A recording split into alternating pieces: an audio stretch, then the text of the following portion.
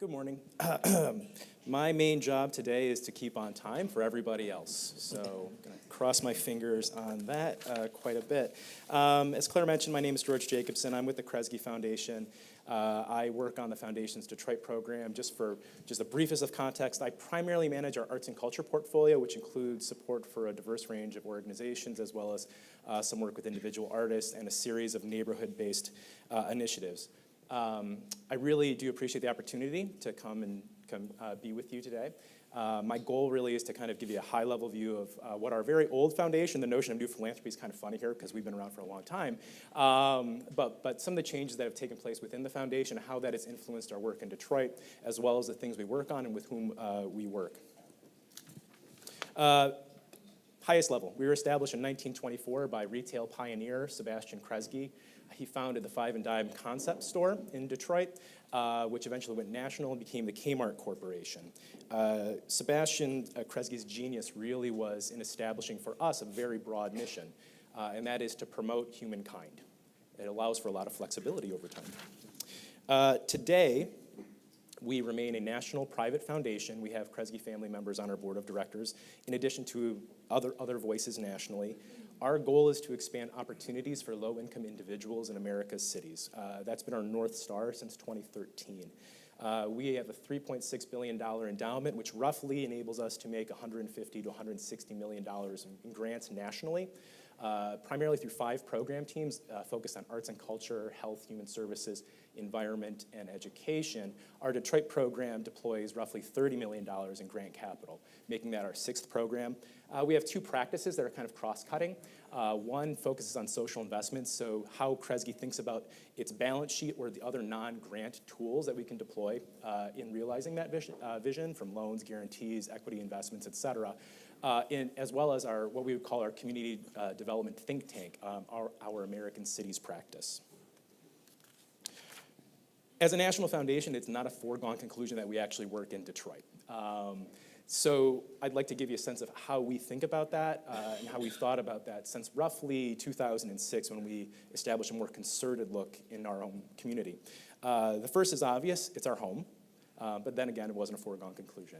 The second, and this is really some of our biases, that Detroit is the emblematic post-industrial North American city.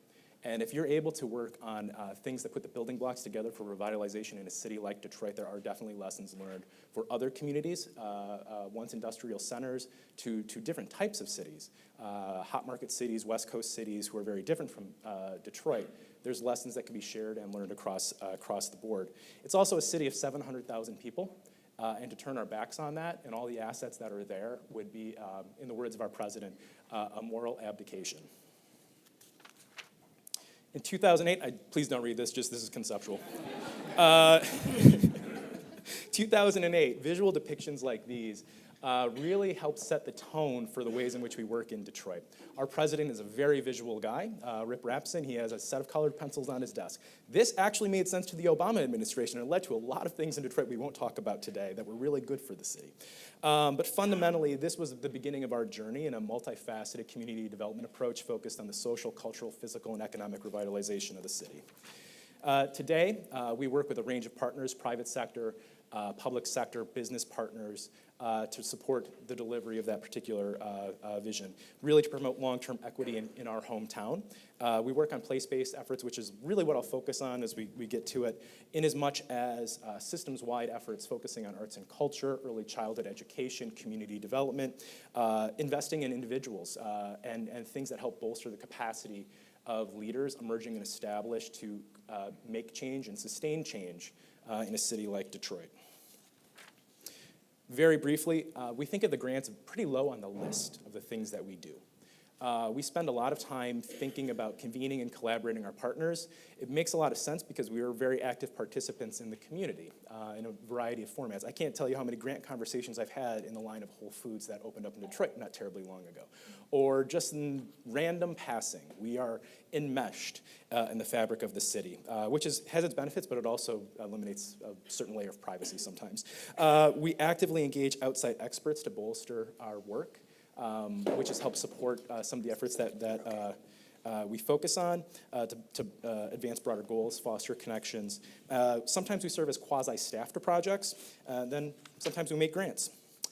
In 2014, we launched a new initiative called Kresge Innovative Projects Detroit. This is really a small grants program to do one thing and one thing only.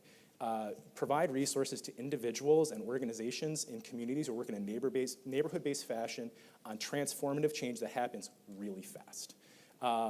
This is something that we've put together after years of kind of engaging in that space that Brian was referencing, where the people are doing the work, they're on the ground, and really trying to make change happen. So this is where we wanted to be responsive. The guidelines are pretty simple. 12 to 18 month time frame for a project, make it happen.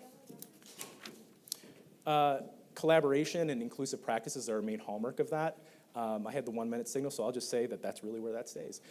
Community engagement is also a major portion of this work, that we really want to know how neighborhood residents are leading, how they're designing, how they're participating, and how they will continue to participate in some of the projects that we've supported across the city.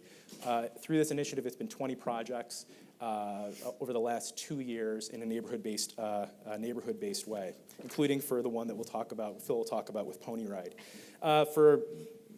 For just context, these projects have ranged from the creation of an artistic residency program to help engage residents in the reactivation and reutilization of a very underutilized large park on the city's northwest side, to rethinking the concrete block foundation of an abandoned house, which is the most expensive thing to get out of the ground when you're doing demolitions. How might we use that to create a 365-day a year, 24 hours a day passive greenhouse that connects to an urban farm nearby, engage the residents along the way. Everything on the lower, the city's southwest side, transforming a vacant lot and a vacant building into an artistic, really an artistic hub, a creative hub for the neighborhood residents. 2 pocket park projects, fairly simple things in context, but really important in the context of neighborhoods.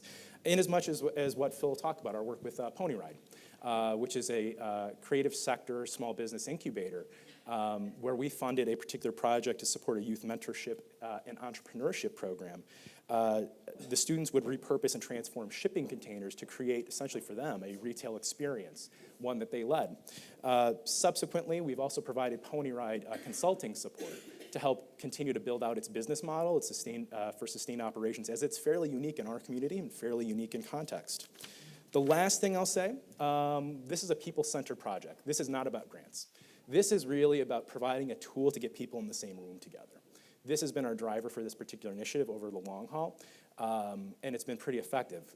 People can get really immersed in their work neighborhood, and we can get really immersed in ours, but it's really the fundamental thing, and I think the ways in which we're trying to work differently is getting people together, being a part of the conversation, and connecting them to the influencers, decision makers, policy makers, as well as others whose work they can really learn from. So I'm sure I'm over time on that one, but thank you very much for that.